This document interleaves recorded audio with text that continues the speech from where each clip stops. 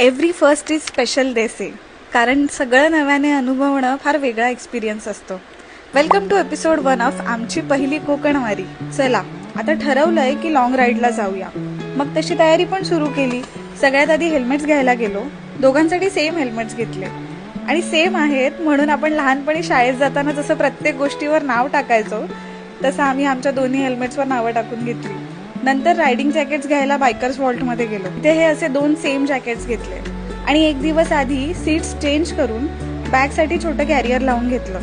ही सगळी तयारी झाली. आता आयटिनरीचं काय करायचं असं यांनी विचारल्यावर 5 दिवस सुट्टी मिळाली आहे. त्यातला 1 दिवस रिटर्न जर्नीमध्ये जाणार आणि 3 ते 4 दिवस कोकण एक्सप्लोर करायला मिळेल असं कन्सिडर करून निवतीपर्यंत तरी आपण जायला पाहिजे असं मी यांना सांगितलं. पण सनसेट झाल्यानंतर आम्ही बाईकवरनं जनरली ट्रॅव्हल करायचा टाळतो. त्यामुळे फर्स्ट टाइमच जातोय लॉंग राईडवर तर फ्लेक्झिबल राहू आणि सनसेट व्हायच्या आधी जवळपास जे डेस्टिनेशन असेल तिथे थांबू असं ठरवलं. म्हणून पहिल्यांदा एखाद्या ट्रिपला जाताना आम्ही कुठलंच बुकिंग केलं नव्हतं, म्हणजे एका पर्टिक्युलर डेस्टिनेशनला पोहोचायचं प्रेशर नसेल आणि आपल्याला राईड एन्जॉय करता येईल. आणि सकाळी 6ला बाईकवर बसलं पाहिजे असं ठरवलेलं आम्ही 8 वाजता निघालो.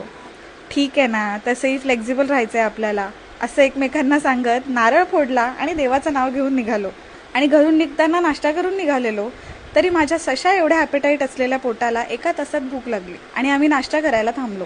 नंतर पुढे 2-3 ठिकाणी लिंबू सरबत, कोकम सरबत प्यायला 10-10 मिनिट्स ब्रेक घेतला आणि कोकणाची छोटी छोटी गावं मागे सोडत दिवे आगार जवळ आहे म्हणून दिवे आगारला आलो.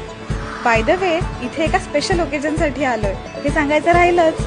नेक्स्ट एपिसोडमध्ये सांगेन, त्यामुळे आधी फॉलो करा.